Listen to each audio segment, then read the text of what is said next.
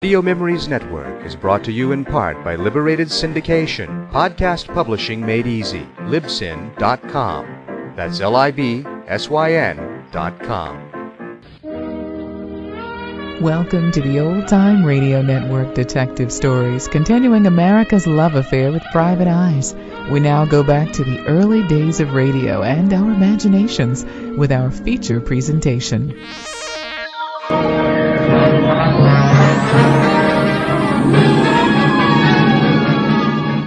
The Unexpected Guest by Agatha Christie.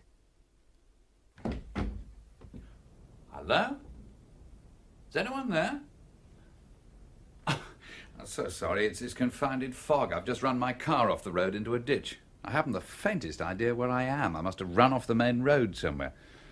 I've been driving round these topsy-turvy lanes for an hour or more. Are you asleep?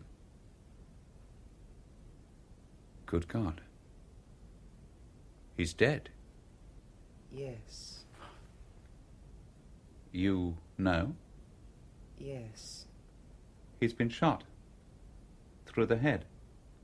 Who? You shot him? Yes. The telephone is on the desk. Telephone? If you want to ring up the police. A few minutes one way or the other won't make any difference. They'll have a bit of a job getting here in this fog anyway.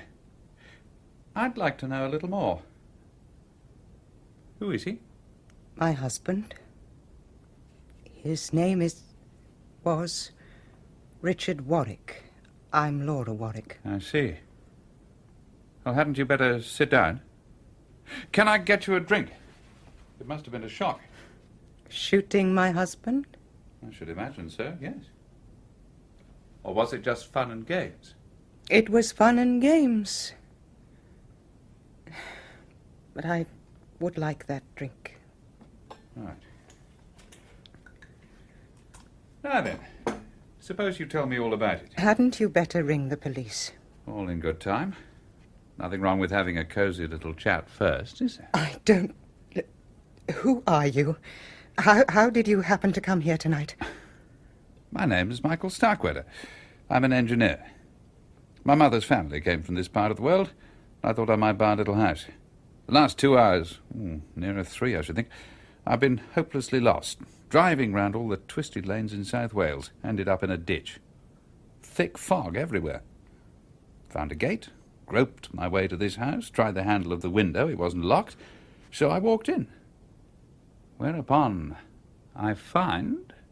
The door opens and the unexpected guest comes in. That saying always frightened me when I was a child. Unexpected guest. Why don't you ring up the police and get it over? Not yet. Why did you shoot him? What do you expect me to say? He drank. He was cruel. I've hated him for years. It's a bit drastic, don't you think? You say you've hated him for years. Why didn't you leave him? Surely that would have been much simpler. I've no money of my own. My dear girl, if you could prove cruelty and habitual drunkenness and all the rest of it, you could get a divorce or separation. Then you get alimony or whatever it is they call it. Have you got children? No, thank God. Well then, why didn't you leave him? Well, you see... Well, now I shall inherit all his money. Oh, no, you won't. The law won't allow you to profit as a result of a crime. Or did you think of that? What did you think? I don't know what you mean. You're not a stupid woman. Suppose I hadn't come knocking at the window just now. What were you going to do? Does it matter? Perhaps not. But I'm interested. What was your story going to be if I hadn't come barging in and caught you here red-handed? Accident? Suicide? It doesn't matter, I tell you. I'm prepared for the worst. Just because I came in through that window? If I hadn't... But you did. Yes, I did. So you're for it. Now, let's go back a little. You've hated your husband for a long time, and tonight he said something that just pushed you over the edge. You snatched up the gun that was lying beside it. Why was he sitting here with a gun beside him anyway? It's hardly usual. That. He used to shoot at cats. Cats? Richard used to be well known as a big game hunter. That was where we first met in Kenya. Here, let me. Thank you. We married soon after. Then 2 years later, he had a terrible accident. He was mauled by a lion. He was lucky to escape alive, but he's been a semi-cripple ever since, unable to walk properly. They say misfortune improves your character. It didn't improve his. Instead, it developed all his bad points. Vindictiveness, a streak of sadism, drinking too much. He made life pretty impossible for everyone in this house, and we all put up with it because... well, you know what one says. So sad for poor Richard being an invalid. All his life, shooting had been the thing he liked doing best. So every night, after we went up to bed, he'd sit there, and Angel, his valet, would bring the brandy and one of his guns and put them beside him. Then he'd have this window wide open, and he'd sit here looking out, watching for the gleam of a cat's eyes, or a stray rabbit, or a dog. He seems to have had a rather perverted sense of humour. Pretty frightening to live with, I should think. He was. Look, must we go on? Can't you realise that you have got to ring up the police? That it would be far kinder to do it now? How much courage have you got? Can you lie, if necessary? And lie convincingly? You're crazy. Probably. You don't know what you're doing. I know very well what I'm doing. I'm making myself an accessory after the fact. But why? Why? For the simple reason, I suppose, that you're an attractive woman. I don't like to think of an attractive woman being shut up in prison for the best years of her life. Everything I've told you may have been lies. It may. Maybe I'm a sucker. But I'm believing you. Now, who exactly is there in this house? There's Richard's mother, and there's Benny, Miss Bennett. She's a kind of combined housekeeper and secretary, an ex-hospital nurse. She's been here for ages. She's devoted to Richard. And then there's Angel. He's a male nurse attendant and valet, and looks after Richard. Oh, and there's Jan. Who's Jan? He's Richard's young half-brother. He lives with us. He's very affectionate and sweet, but... well, he isn't quite like other people. I mean, he's what they call retarded. But you're fond of him, aren't you? Yes, I'm very fond of him. That's really why I couldn't go away and leave Richard, because of Jan. Richard, you see, would have had him sent to an institution. I see. How is it that nobody heard the shot tonight? Oh, Richard's mother's deaf. Benny's room is over on the other side of the house. Angel's quarters are shut off by a baize door. There's Jan, of course. He sleeps in the room over this, but, well, he goes to bed early and he sleeps very heavily. That all seems extremely fortunate. But what are you suggesting? That we could make it look like suicide? No. No, there's no mark of scorching on his temple. The gun must have been fired from a certain distance away. So suicide's out. And it obviously wasn't an accident. That leaves murder. Plain murder. Tell me, did Richard have any enemies? Enemies? Yeah, how about someone from his tiger and lion shooting days? I can't think. Oh, come on, you've told me the kind of man your husband was. There must have been incidents, people, someone who made threats. Justifiable threats, perhaps? There was a man whose child Richard ran over. When was this? About 2 years ago, when we were living in Norfolk. Now, Richard was driving back from Cromer, drunk. He went through a little village at about 60 miles an hour, zigzagging. The child ran out into the road from the inn there. Richard knocked him down, and he was killed instantly. Your husband could drive a car? Yes, he could. It had to be specially built with special controls. What happened about the child? Didn't they get Richard for manslaughter? There was an inquest, of course. Richard was exonerated completely. But weren't there any witnesses? There was the child's father. He saw it happen. And a hospital nurse, Nurse Warburton, was in the car with Richard. Now, according to her, the car was going under 30 miles an hour, and Richard had had only 1 glass of sherry. She said that the accident was quite unavoidable. They believed her and not the child's father. You see, anyone would believe Nurse Warburton. She seemed the very essence of reliability and accuracy and careful understatement. You weren't in the car? No. Then how do you know she was lying? The whole thing was very freely discussed by Richard. After they came back from the inquest, he said, "Bravo, Warby, jolly good show. You've probably got me off quite a long jail sentence."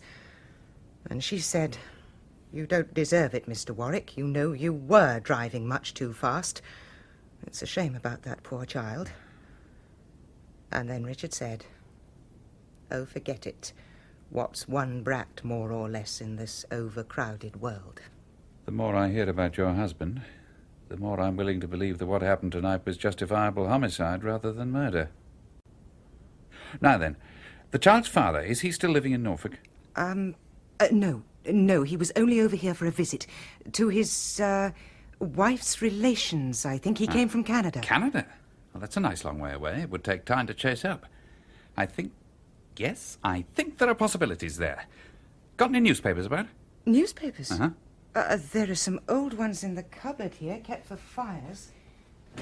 Here. Fine. Just what we want. What are you going to do? Manufacture evidence. Suppose the police find this man. If he still lives in Canada, it'll take a bit of doing. And by the time they do find him, he'll have an alibi all right. I don't like it. My dear girl, you can't afford to be choosy. Now, what was the man's name? Mac something, MacLeod, McRae. I can't remember. Well, if you can't remember, you can't. We shall have to manage without. You don't remember the date or anything useful like that? Oh, I can tell you the date. It was May the 15th. How on earth can you remember that? Because it happened on my birthday. Ah, I see. Yes, well, that solves one little problem. At any rate, we got one piece of luck. This paper is dated the 15th. Mm-hmm. November the 15th. Yes, but it's the numbers that are awkward. Capital M. Now an A and a Y. What are you doing? Have you got any paste? On the desk. How to be a criminal in one easy lesson. And here's a plain block of writing paper, the kind sold all over England.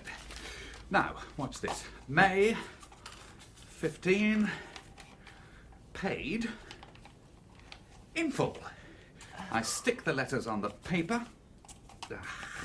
Tricky with gloves. And then tuck it neatly into the jacket pocket. So. Oh, give it to me. Give it to me, please. It's my lighter. All right, it's your lighter. There's nothing to get upset about. You're not losing your nerve, are you? No. I just can't think. You don't have to think. You've just got to obey orders. Now, have you got a furnace of any kind in the house? There's the hot water boiler. Good. Now, the first thing you do is to go into the kitchen and put the rest of this newspaper in the boiler. Then you go upstairs, get out of your clothes and into a dressing gown or negligee or what have you. Have you got any aspirin? Yes. Right. Well, empty the bottle down the loo, then go along to someone, your mother-in-law or Miss Bennett, and say you've got a headache and want some aspirin. Then, while you're with whoever it is, leave the door open, by the way, you'll hear the shot. The shot? Yes, I'll attend to that. Now, when you hear it, register alarm and bring Miss Bennett and anyone else you can collect down here. Your story is that you don't know anything. You went to bed, you woke up with a violent headache, you went along for aspirin, and that is all you know. Understand? Yes. Then go along and do your stuff. You oughtn't to do this. You shouldn't get involved. Now, don't let's have any of that. Everyone has their own form of, what do we call it just now? Fun and games.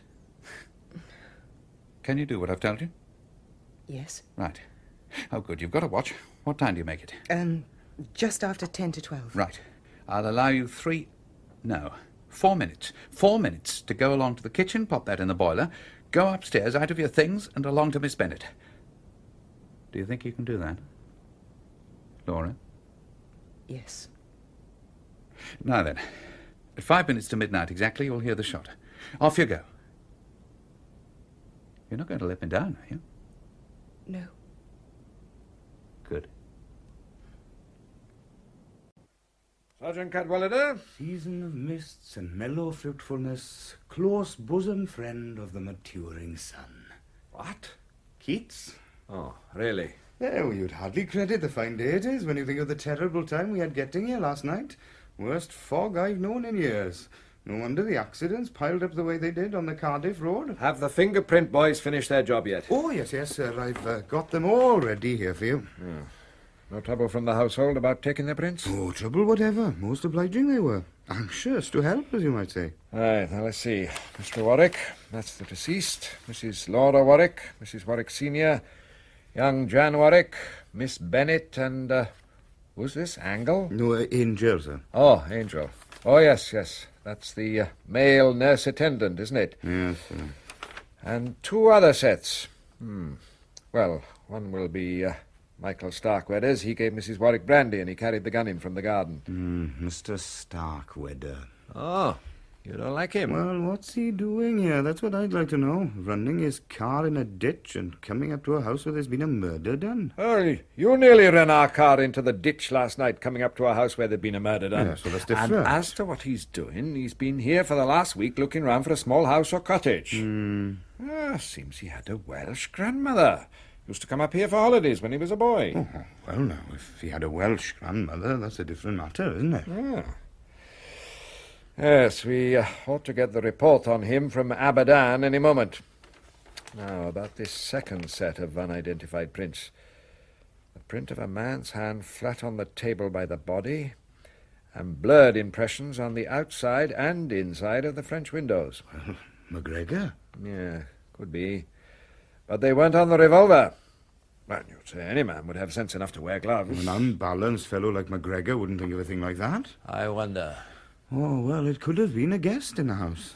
Well, I understand from Mrs. Warwick there were no visitors to the house yesterday. That manservant might tell us more. Ask him to come in. Huh? Yes, sir. Yeah, Henry Angel. Inspector would like a few words with you. Henry Angel, Yes, sir. sit down, will you? Oh, thank you. Now then, you've been nurse attendant and valet to Mr. Richard Warwick for how long? 3.5 years, sir. Yeah. Do you like the job? I find it quite satisfactory, sir. What was Mr. Warwick like to work for? Difficult.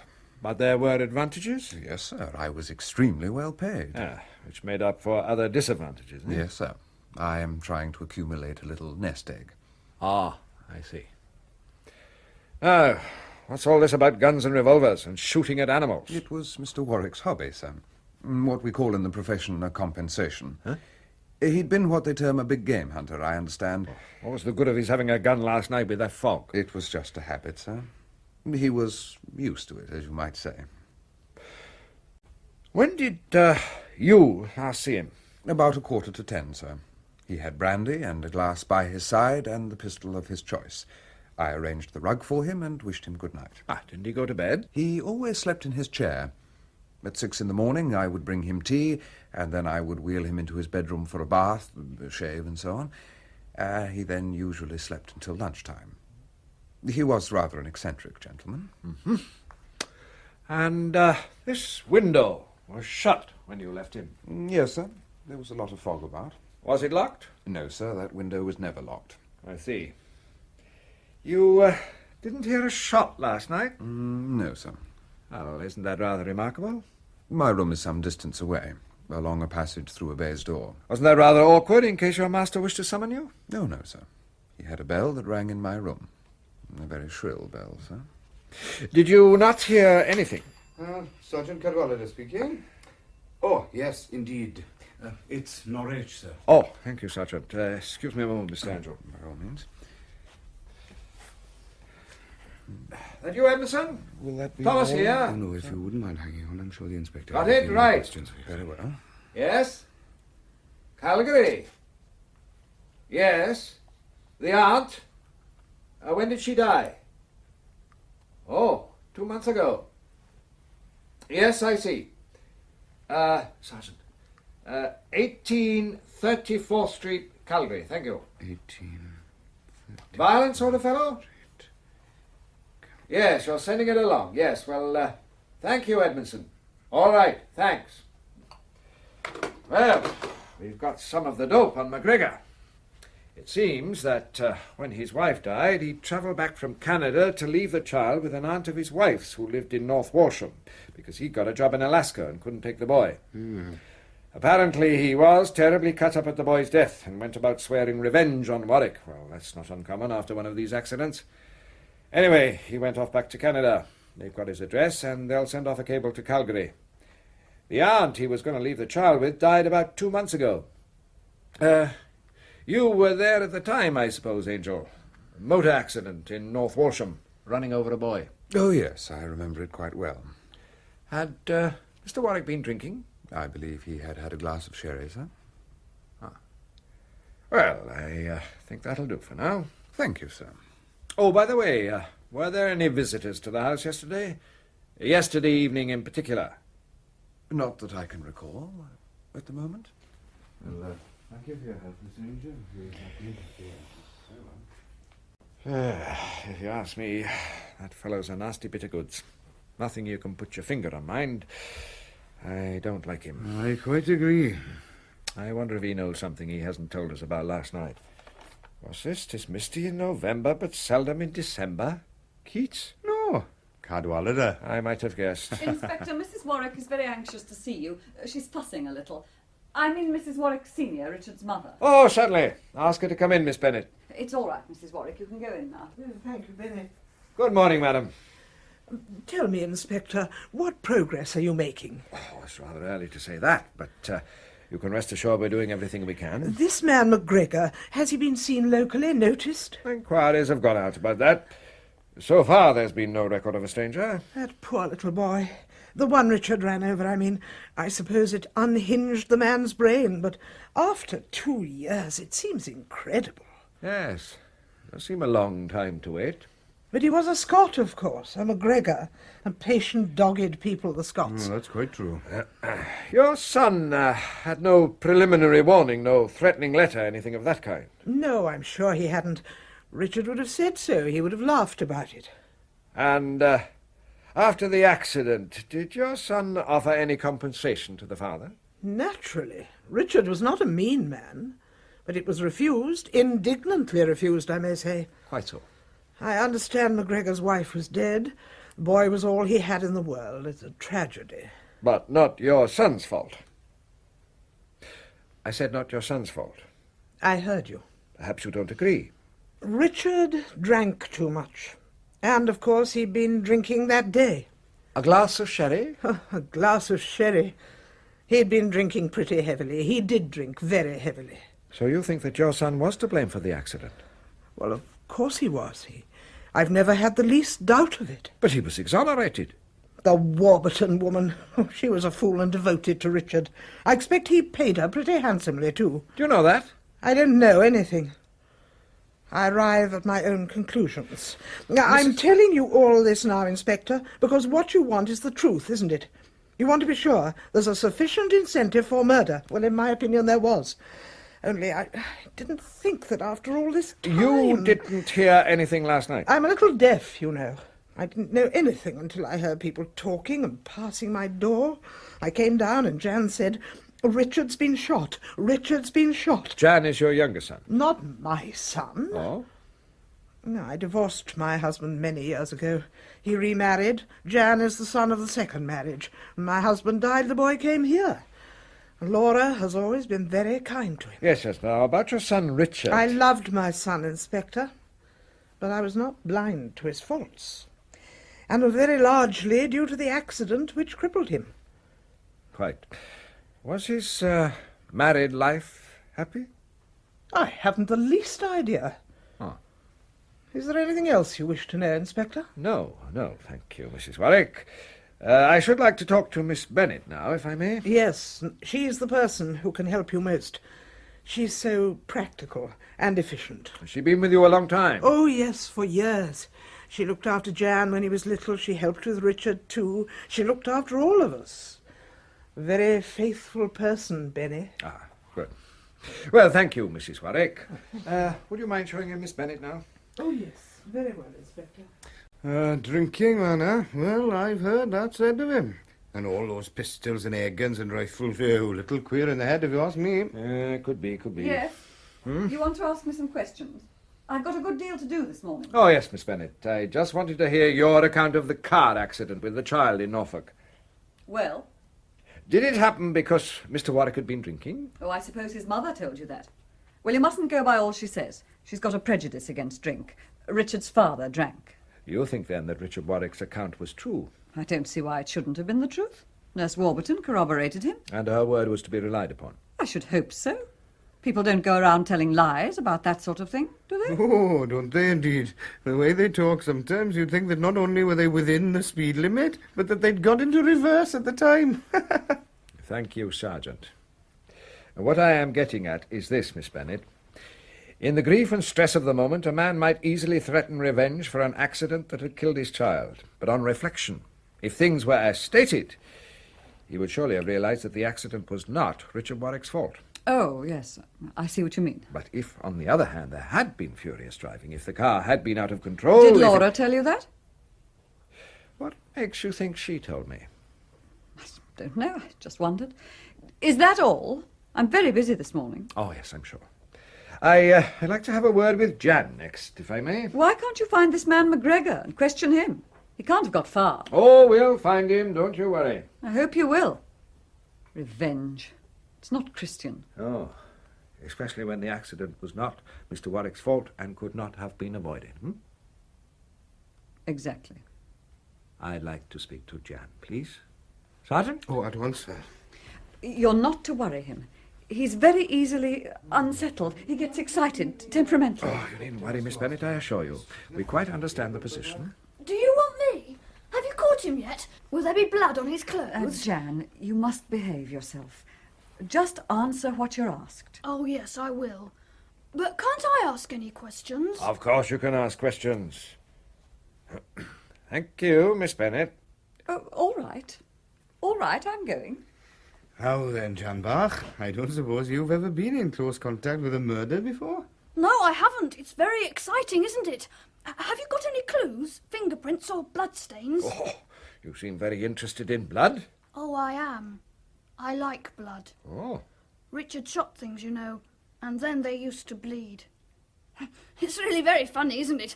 I mean, it's funny that Richard, who was always shooting things, should have been shot himself. Don't you think that's funny? Yes, I suppose it does have its humorous side. You're very upset that your brother's dead? Upset? That Richard is dead? No. Why should I be? I thought perhaps you were very fond of him. Fond of him? Fond of Richard? Oh, no. Nobody could be fond of Richard. I suppose his wife was fond of him. Laura? No, I don't think so. She was always on my side. On your side? Yes. Yes. When Richard wanted me sent away. Sent away? To one of those places. You know, where they send you and you're locked up and you can't get out. Oh. I wouldn't like to be locked up. I'd hate to be locked up. But nobody can lock me up now, can they? I shouldn't say so. Not now that Richard's dead. Hello, Laura. Am I interrupting? No, of course not, Mrs. Warwick. Is Jan... I was about to ask him if he remembers anything about that accident to the boy in Norfolk, the McGregor boy. Do you remember, Jan? Of course I remember. I remember everything. And what do you know about the accident, Mrs. Warwick? Was it discussed at luncheon that day after the inquest? I don't remember. Oh, yes, Laura. Richard said one brat more or less in the world didn't make any difference. Please. It's quite all right, Mrs. Warwick. It is important, you know, that we get at the truth of that accident. If I had an enemy, that's what I'd do. Wait a long time, and then I'd come creeping along in the dark with my gun, and then bang, bang, bang! Be quiet, Jan. Oh, Laura, are you angry with me? No, darling, I'm not angry, but don't get excited. I'm not excited. Who's there? Sounds like Mr. Starkweather. Look here, I can't spend all day kicking my heels in the police station. I've got things to do. I've got 2 appointments with a house agent today. Oh, good morning, Mrs. Warwick. I'm so sorry. Good morning. Mr. Starkweather, last night, did you lay your hand on this table and subsequently push the window open? Don't know. May have done, can't remember. Oh, I beg your pardon, sir. Here are Mr. Starkweather's prints, sir. The constable brought them, and the ballistics report. Ah, good. Let's see. Well, the bullet that killed Richard Warwick definitely came from this gun. As to the fingerprints, we'll soon see. Sergeant? You've just come back from Aberdan, haven't you? What's Aberdan like? Hot. Oh. How are you today, Mrs. Warwick? feeling better? Oh, yes, thank you. I've got over the shock now. Good. Well, this seems to settle it. They're not your prints. Huh? What's that? Your prints are on the window, decanter, glass, and cigarette lighter. The prints on the table are not yours. Oh, that settles it then. Since there were no visitors here last night, No. they must be McGregor's. McGregor's? You sound surprised. Yes, I am rather. I mean, I should have expected him to have worn gloves. He handled a revolver with gloves. And was there any quarrel, Mrs. Warwick? Or was nothing heard but the shot? Benny and I, we just heard the shot. Julian! Julian! Laura, I've just heard... Oh, I'm most terribly sorry. Oh, good morning, Major Farrer. This is an extraordinary business. Poor Richard. It is exciting, isn't it? Huh? Yes, of course it's exciting. Oh, Major, this is Mr. Starkweather. Major Farrer, who may be our next Member of Parliament. He's contesting the by-election. How do you do? How do you do? Mr. Starkweather actually saw the murderer leaving last night. Yes, I'd run my car into a ditch. I was coming up to the house to see if I could telephone and get some help. Which way did this man go? No idea. Vanished into the mist like a conjuring trick. You told Richard someone would shoot him one day, didn't you, Julian? Did I? I don't remember. Oh, yes, you did. At dinner. You know, you and Richard were having a sort of argument. You said, "One of these days, Richard, somebody will put a bullet through your head." A remarkable prophecy. Oh, well, Richard and his guns were pretty fair nuisance value, you know. People didn't like it. Yes. Well, I wish I'd come over here last night. I meant to. But that awful fog, you couldn't come out in that. No, I had my committee members over to dine with me. Has anyone got a match? I seem to have mislaid my lighter. Ah, here we are. Oh, there it is. Couldn't imagine where I'd left it. Julian. Yes, I'm most awfully sorry about all this, Laura. If there's anything I can do... Yes, I know. Do you mind if I smoke too? Of course not. Mind if I borrow your lighter, Major Farrer? Of course not. Here it is. Ah. Nice lighter, this. Yes, it works better than most. Rather distinctive. Thank you. Richard has lots of guns and air guns. Would you like to see them, Inspector? They're in Richard's bedroom through there. Oh, all right, you show them to us. You know you're helping us a lot. Yeah, we ought to take you in the force. Yes, indeed. Oh, we don't need to keep you, Mr. Starkweather. You can get about your business now. Keep in touch with us, that's all. All right. Well, I must go and see whether they've got my car out of the ditch yet. We didn't seem to pass it on the way here. No, the drive comes up from the other road. How different things look in daylight. Julian, that lighter, I said it was mine. To the inspector? No, to him. To this fella? Oh, Laura. Be careful, he may be listening to us. Who is he? You know him? No, I don't know him. He had an accident with his car and he came here last night. Just after... It's all right, Laura. You know that I'll do everything I can. Julian, fingerprints.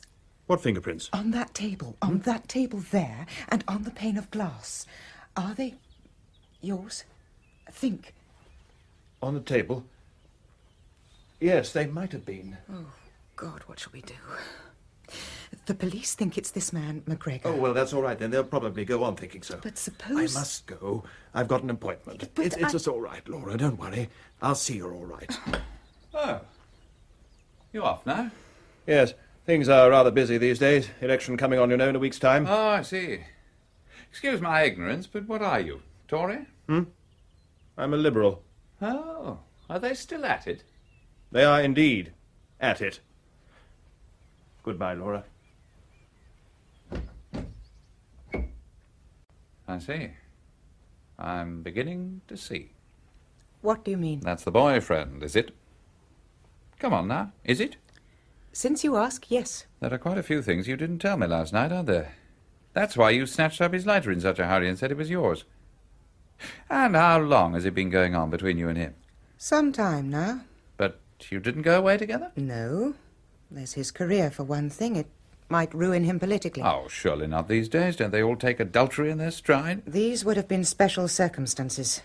He was a friend of Richard's, and with Richard being a cripple... Oh, I see. Not good publicity.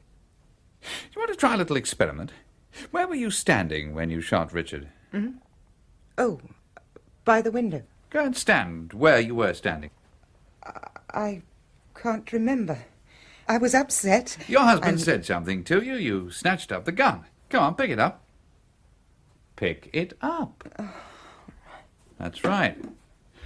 Now, you snatched it up and you shot him. Show me how you did it. Go on, shoot. It isn't loaded. I thought so. You've never fired a revolver in your life. Look, you don't even know enough to release a safety catch. You didn't shoot your husband. I did. No, you didn't. Well, then why should I say I did? Because it was Julian Farrow who shot him. No. Yes. If it was Julian, why on earth should I say I did it? Because you thought, and thought quite rightly, that I'd cover up for you. But I'm damned if I'm going to tell a pack of lies to save Major Julian Farrow's skin. Oh, yes, you are. You'll have to. You can't back out now. You've told your story to the police. You can't change it. What? Whatever you know or think, you've got to stick to your story. You're an accessory after the fact. You said so yourself. Well, I'm damned. You little bitch.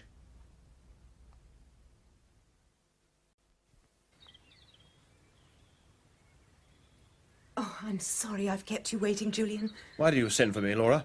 I've been expecting you all day. I've been up to my ears ever since this morning. And in any case, don't you see, Laura, that it's much better we shouldn't meet? There are things we've got to discuss. Do you know that Angel is setting out to blackmail me? Angel is? Yes. He obviously knows about us, and he knows, or pretends to know, that I was here last night. Oh, God, how awful. What are we going to do? I'll have to think carefully. Either bluff it out, say he's lying, that I never left home yesterday evening, and then... But there are the fingerprints. What fingerprints? You've forgotten the fingerprints on the table. The police have been thinking that they're McGregor's, but if Angel goes to them with his story, they'll ask to take your fingerprints, and then... Yes, I see. All right, then. I'll have to admit that I came over here and tell some story. Yes, I came over to see Richard about something, and we talked... You can say he was perfectly all right when you left him. Oh, how easy you make it sound. One has to say something. What on earth made you think of cooking up that paper and putting it on Richard's body? Aren't you taking a terrific chance? Yes. No, I don't know. So damn cold-blooded. He had to think of something. I couldn't think. It was really Michael's idea. Michael? Michael Starkweather. You mean he helped you? Yes. That's why I wanted to see you, to explain to you. What's Michael Starkweather doing in all this? He came in and found me in the study. I'd got the gun in my hand and... God. And somehow you persuaded him to... I think he persuaded me. Oh, Julian. Look, I've told you. I'll do anything I can. Don't think I won't, but... You've changed. I can't feel the same. After what's happened, I can't feel the same. I can. At least I think I can. No matter what you'd done, I'd always feel the same. All the same, Laura. Murder is... I shall try never to think of it. And it wasn't premeditated, Julian. It was just an impulse. No need to go back over it all. We've got to think now what we've got to do. I know. If it comes to it, Laura, I'll take the blame. I don't want you to. I don't want you to. You mustn't think that I don't understand how it happened. You picked up the gun, shot him without really knowing what you were doing, and then... Are you trying to make me say I killed him? Not at all. I've told you. I'm prepared to take the blame if it comes to it. But you said... Listen. You knew how it happened. I don't think you did it deliberately. I know quite well that you only shot him because... I shot him? Are you really pretending to believe that I shot him? For God's sake, let's be honest with each other. I didn't shoot him, and you know it. Well, then who did? Laura, are you trying to say that I shot him? I heard the shot. And your footsteps on the path going away. I came down, and there he was, dead. I didn't shoot him. I came over here to see him, to tell him that after the election we'd got to come to some arrangement about a divorce. I heard a shot just before I got here. I just thought it was Richard up to his tricks as usual. I came into the study, and there he was, dead. I don't understand. It could have been suicide. No, because there would have been... Laura, now Richard's dead. His pistols and guns belong to me, don't they? I mean, I'm his brother. I'm the next man in the family. Now, Jan. Benny won't let me have them. She treats me like a child, but I'm not a child. I'm a man, 13 nearly. I'm going to do what Richard did. I'm going to shoot squirrels and birds and cats. I might shoot people if I don't like them. Listen, Jan, darling, it's a very worrying time for all of us, and Richard's things don't belong to anybody until the lawyers have come and read his will and granted what they call probate. Until then, we all have to wait and see. Do you understand? I understand what you tell me, Laura. I love you, Laura. I love you very much. Yes, dear, I love you. You're glad Richard's dead, aren't you? No, I'm not glad. Oh, yes, you are. Now you can marry Julian. Jan? Oh, silly old Benny. Now, do be nice to Benny. She's having such a lot of trouble and worry over all this. You must help her, Jan. You're the man of the family now. All right, all right. For your sake, Laura. Benny? Benny? I'd no idea he knew about us. That's the trouble with people like Jan. We never know how much or how little they do know. He gets rather easily out of hand, doesn't he? He gets easily excited, yes. But now that Richard isn't here to tease him, he'll calm down. Good afternoon. Oh. Good afternoon. Oh, how's everything? Bright and cheerful? I see. Two's company and three's none. Oh, please don't. As a matter of fact, I've come for two reasons. First, to say goodbye. My character's been cleared. High-level cables from Abadan saying what a fine, upright fellow I am. So, I'm free to depart. Oh, I'm sorry you're going so soon. That's nice of you, considering the way I butted into your family murder. But I came in by the garden for another reason. The police brought me up in their car. And although they're being very tight-lipped about it, it's my belief there's something up. They're in the study now. Doubtless you'll hear all about it. Shall we join them?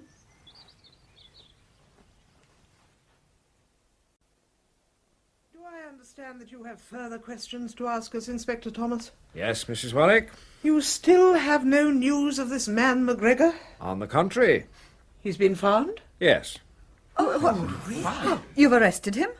That would be impossible, Miss Bennet. Impossible? Why? Because he's dead. Was dead? John McGregor died in Alaska over 2 years ago, not very long after he returned to Canada from England. Dead? That makes a difference, doesn't it? It wasn't John McGregor who put that revenge note on the dead body of Mr. Warwick. But it's clear, isn't it, that it was put there by someone who knew all about McGregor and the accident in Norfolk, which ties it in very definitely with someone in this house. No. It could have been... Yes, Miss Bennet? Nothing. Before you get busy with routine, Inspector, there's something I must mention. Mrs. Warwick has just told me that there are some fingerprints you're anxious to identify. On this table, I think you said. In all probability, Inspector, they're mine. You were over here last night, Major Farrar? Yes, I came over, as I often do after dinner, to have a chat with Richard. And you found him... very moody and depressed, so I didn't stay long. What time was this, Major Farrar? I really can't remember. 10:30, thereabouts. There was no quarrel, hard words? Certainly not. Excuse me, Inspector. I'm late. I've got to take the chair at the town hall, if you don't mind. Ah, yes, of course. Mustn't keep the town hall waiting.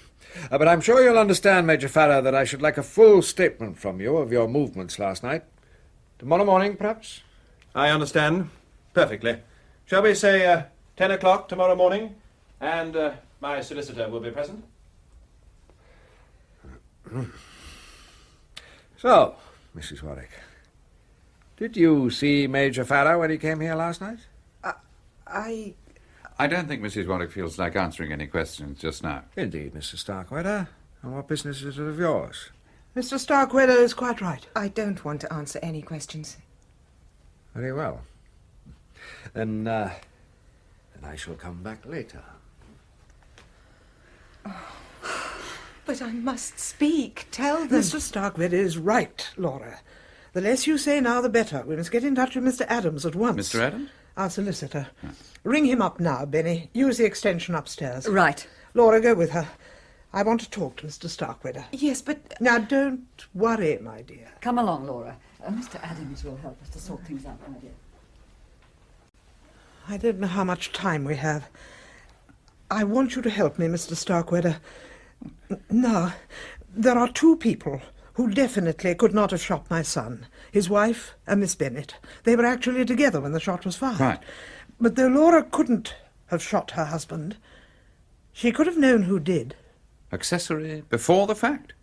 She and Julian Farrar in it together, is that what you mean? It's not what I mean. Julian Farrar didn't shoot my son. How can you possibly know that? I do know it. I'm going to tell you, a stranger, what none of my family knows. I am a woman who has not very long to live. I'm sorry. I loved my son very dearly, Mr. Starkweather. He had many fine qualities. But because he'd been hurt himself, he had an enormous desire to hurt others. So others began to suffer because of him. Do you understand me? I think so, yes. No, I'm very fond of my daughter-in-law. I don't know whether she was ever really in love with Richard, but I tell you this. She did everything a wife could do to make his illness and inaction bearable. But he would have none of her help. He rejected it. I think at times he hated her. So when I tell you that the inevitable happened, I think you will understand what I mean. Laura fell in love with another man, and he with her. So? So there came a time when it seemed that only one thing would solve all the difficulties. Richard's death. And so, conveniently, Richard died? Yes. Excuse me putting this bluntly, Mrs. Warwick, but are you confessing to murder? I'm not confessing to anything. I'm merely putting before you a certain point of view. An emergency might arise when I was no longer here to deal with it. And in the event of such a thing happening, I want you to take this. You see to whom it is addressed? The Chief Constable, yes, but I'm not at all clear what's really in your mind. Either you committed this murder yourself, or you know who did commit it. That's right, isn't it? I don't propose to discuss the matter. Thank you for listening, Mr. Starkweather. You've been very kind. Well, I'm damned. What a woman. Where's the inspector? Hmm? Michael, you must listen to me. Julian didn't kill Richard. Indeed. Did he tell you so? You don't believe me, but it's true. You see, he thought I'd killed Richard. That's not exactly surprising. I thought so too, didn't I? But he couldn't take it. It made him feel differently towards me. Whereas when you thought he'd killed Richard, you took it in your stride without turning a hair. Women are wonderful. What made Julian come out with the damaging fact that he was here last night? Don't tell me it was simple love of truth. It was Angel. He saw, or says he saw, Julian here. Ah, I thought I got a whiff of blackmail. Not a nice fellow, Angel. He says he saw Julian just after the shot was fired. Oh, I'm frightened. It's all closing in. I'm frightened. Mr. Starkweather, Laura, go next door with the inspector. Yes, if you will. Well. Quickly. Now come in, Jan. Don't tease me any more. Come in. Come in. Benny? How did you get hold of that? Thought you were so clever, didn't you, Benny, looking up all Richard's guns in the cupboard. But I found a key. I've got a gun now, just like Richard. I'm going to shoot things. Jan, please. Be careful, Benny. I might shoot you. Oh, you wouldn't do a thing like that, Jan. I know you wouldn't. No, I wouldn't. It's not as though you were just a careless boy. You're a man now, aren't you? Yes, I'm a man. Now Richard's dead, I'm the only man in the house. That's why I know you wouldn't shoot me. You only shoot an enemy. That's right. But you like killing things, don't you, Jan? It's exciting to kill things. You didn't want Richard to have you sent away, did you? He said he would. He was a beast. You said to him once that you'd kill him if he was going to send you away. Did I?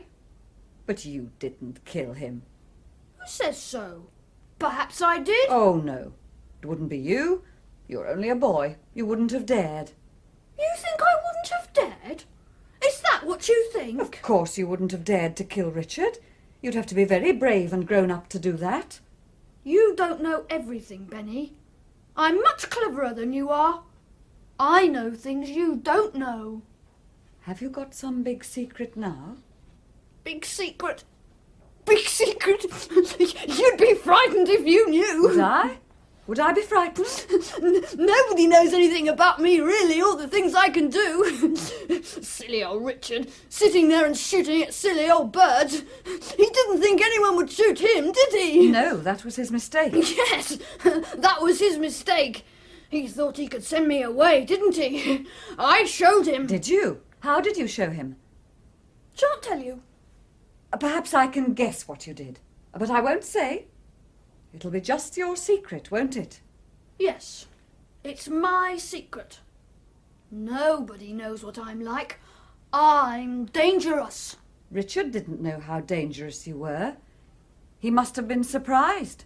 He was. He was surprised. His face went all silly. And then his head dropped down when it was done. And there was blood. And he didn't move anymore. I showed him. He won't send me away now. Give me the gun, Jan. Oh, no, you don't. Nobody's going to take my gun away from me. If the police come and try and arrest me, I shall shoot them. Oh, there's no need to do that. No need at all. You're clever. You're so clever that they will never suspect. Silly old police! Silly old police! Silly old Richard! After him, Sergeant, quick. Right then. Now then, John, come back here. There, Miss Bennett. You mustn't take on so. You did very well. Oh, I've known all along. You see, I know better what Jan is like than anyone else. And I knew Richard was driving him too far, and I've known for some time that Jan was getting dangerous. Jan. Oh, no, not Jan. I can't believe it. How could you, Benny? How could you? I thought at least you would be loyal. There are times when truth is more important than loyalty. Oh. You didn't see, any of you, what was happening. He's a dear boy, a sweet boy, but When they get above a certain age, then they get dangerous. I think I can take it upon myself to say that he'll be treated with humanity and consideration. It'll mean detention, but in comfortable surroundings. And that, you know, is what it would have come to soon in any case. Yes, you're right. I'm sorry, Benny. You said that nobody knew he was dangerous. I knew. But I couldn't bring myself to do anything about it. Somebody had to do something. Sir! What's happened, man? Oh, it's terrible what I've got to tell you. Oh, God, man, your hand! He shot at me up there on the edge of the spinney. Shot at me twice, and the second time when he got me in the hand. I tried to get the gun away from him, but, well, I was hampered, you see, with my hand. Yes, what happened? His finger was on the trigger and it went off. He's shot through the heart. He's dead. Where is he? I'll come with you and show you. No, you better stay here. No, I'm all right now. I'll do all right till we get back. Come on. I'm more sorry than I can say, but perhaps it's all for the best. Yes, it is for the best. He's out of it now, poor boy. Oh, come, my dear, come. This has been too much for you. Oh, dear. I think I'll go and lie down. I think you'd better have this envelope back, Mrs. Warwick. Oh, yes. There's no need for that now. Come on. May I say how sorry I am, madam? If there is anything I We can shall do, need no more help from you, Angel. You shall have a cheque for your wages, and I should like you out of the house today. Very well, madam. Thank you, madam. No prosecution for Blackman? No. Pity. Well, I suppose I'd better be going. I'll say goodbye. Don't be too upset. I am upset. Because you love the boy? Yes. And because it's my fault. You see, Richard was right. He should have been sent away somewhere, shut up where he couldn't do any harm. It was I who wouldn't have that. So really it was my fault that Richard was killed. Come on, Laura, don't let's sentimentalise. Richard was killed because he asked for it. What you've got to do now is to be happy ever after, as the stories say. With Julian? I wonder. You see, it isn't the same now. Between Farrer and you? Yes. Ever since... you know. Men are rarely the sensitive sex. Women are tough. If a man's committed a murder for a woman, it probably enhances his value in her eyes. A man feels differently. You didn't feel that way. When you thought I'd shot Richard, you helped me. Oh, that was different. I had to help you. Why did you have to help me? I still want to help you. Don't you see we're back where we started? In a way, it was I who killed Richard because of being so obstinate about Jan. That's what's eating you, really, isn't it? Finding out that it was Jan who shot Richard. But it needn't be true, you know. You needn't think it unless you like. How can you say such a thing? I heard. We all heard. He admitted it. He boasted of it. Yes. I know all about that. But how much do you know about the power of suggestion? Your Benny played him up very carefully, got him worked up, and the boy was suggestible. Benny dangled the bait in front of him, and he took it. He'd shot Richard, and he was a hero. But you don't know, none of us really know, whether what he said was true. But he shot at the sergeant. Oh, yes, he's a potential killer, all right. It's quite likely he shot Richard. But you can't say for sure he did. It might have been Benny, or Mrs. Warwick, or even your boyfriend Julian, afterwards pretending that he thought you'd done it, a clever move which took you in completely. You don't believe what you're saying. You're only trying to console me. My dear girl, anyone might have shot Richard. Even MacGregor. MacGregor? But MacGregor's dead. Of course he's dead. He'd have to be. Look here. I can put up a very pretty case for MacGregor having been the killer. Say he decided to kill Richard as revenge. What does he do? Well, first thing is he has to get rid of his own personality. Well, it wouldn't be difficult to arrange for a death in some remote part of Alaska. Then he changes his name, and he starts building up a new personality for himself in some other country, some other job. Go on. He keeps tabs on what's going on over here, and when he knows that you've left Norfolk and come to this part of the world, he lays his plans. He shaves his beard, dyes his hair, and all that sort of thing, of course, and then on a misty night, he comes here. Now, let's say it goes like this. Let's say MacGregor says, I've got a gun, and so have you. I'll count 3 and we both fire. I've come to get you for the death of my boy. You know, I don't think your husband was quite the fine sporting fellow you think he was. I have an idea he mightn't have waited for 3. You say he was a damn good shot, but this time he missed. And the bullet went out into the garden, where there are a good many other bullets. But MacGregor doesn't miss. He shoots and kills. Drops his own gun by the body, takes Richard's, goes out of the window, and presently he comes back. Comes back? Why? Well, suppose he has an accident and can't get away from here. What can he do? Only one thing. Come up to the house and discover the body. You speak as though you know just what happened. Of course I know. Don't you understand? I'm MacGregor. You? Goodbye, Laura. Wait, come back. Come back. Oh, Michael, come back.